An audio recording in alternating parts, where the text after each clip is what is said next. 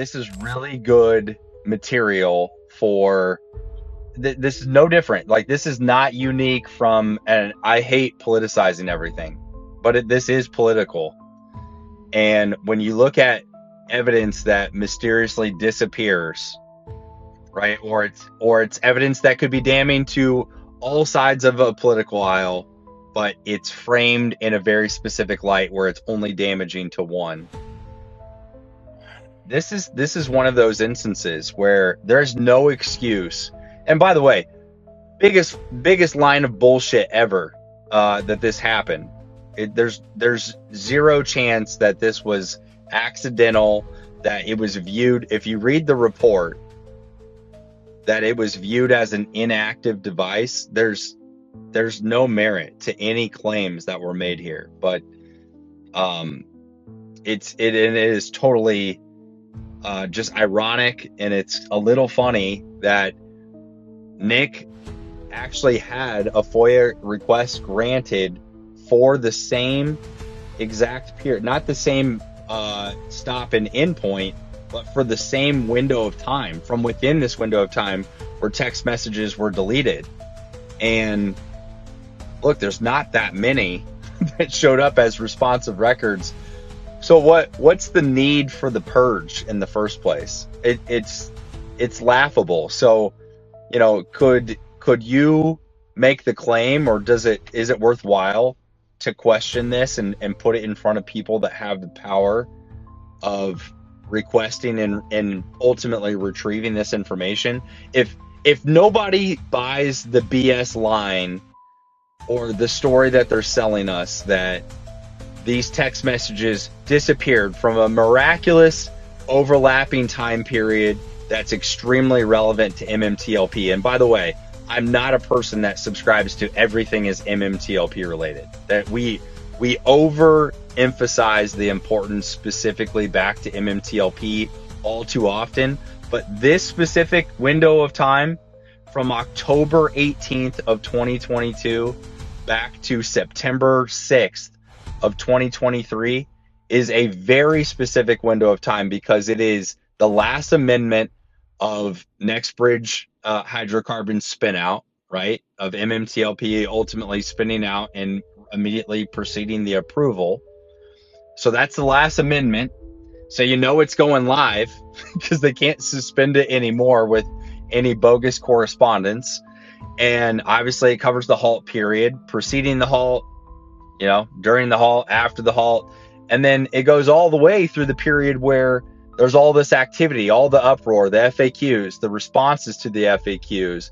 And then ultimately the Senate Banking Committee meeting the week prior, where we know, thanks to our awesome Idaho investors that really worked to build relationships with Mike Crapo's office, we know that they already issued the questions to Gary Gensler, that he was provided those well in advance of. Now, it was just an inquiry. It wasn't the line of questioning that Mike Crapo was kind of shooting from the hip after Gary Gensler sidestepped the questions. But that was the communications that are deleted are immediately prior, the week prior to that Senate Banking Committee. So if you put yourself in his shoes, right, and what was taking place likely in that time period where you're trying to get your story straight, we know in the communications that obviously the SEC had an emergency meeting with FINRA during the halt, right? That was called the Sunday night before, the Monday, December 12th. And we know that they also colluded on the FAQ response.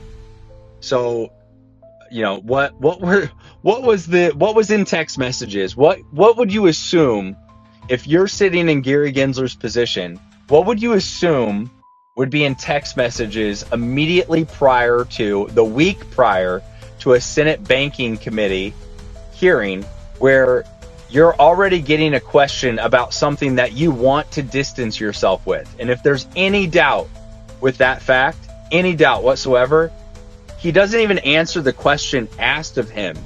If you go back and watch it again, he distances himself which is not really related to the question. Trading halt. They didn't seek the SEC's advice or permission on that. That is something that they did separately in that matter. So is the SEC not investigating these actions at all?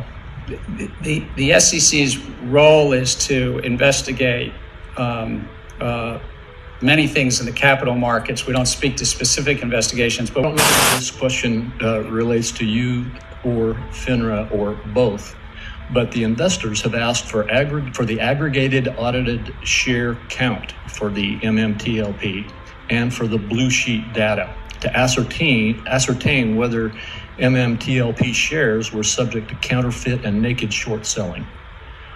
Have FINRA and the SEC analyzed MMTLP for any potential fraud or wrongdoing? We seek to analyze fraud and wrongdoing wherever it might be in our capital markets, and certainly we're well aware of these matters, but I can't speak about specific possible investigations or even confirm or deny whether we have them, because it protects the markets. When we sometimes close an investigation and we don't find something, but certainly we could follow staff about the specific questions about data. All right. Am I hearing you say, though, I do believe I'm hearing you say that there could be an investigation underway, but you can't give data about it. But if there is an investigation underway into these matters, and if that investigation finds answers, is that information not going to be made available to the public? We only make information as a result of any investigation public if we either settle or bring charges in competent courts. And that really helps protect the public and protects individuals when we don't bring charges. Well, then how are investors and, frankly, Congress to know whether you have even undertaken such an investigation or whether such an investigation has resulted in any outcome? Again, part of, I think, the trust in our capital markets is being a cop on the beat, but also when we close investigations that do not result in either litigation or a settlement, that's really between those various registrants or market participants that it's been closed, and they have a right to say if it's been closed or not. He distances himself and the SEC from the decision of the halt, the U3 halt of MMTLP, and he points at FINRA. So anyway, I point all that back to all of a sudden now, more than a year later from these text messages and the device being wiped, a year later is when we're hearing about it. And we're supposed to buy that as something other than a line of bullshit. I don't think so.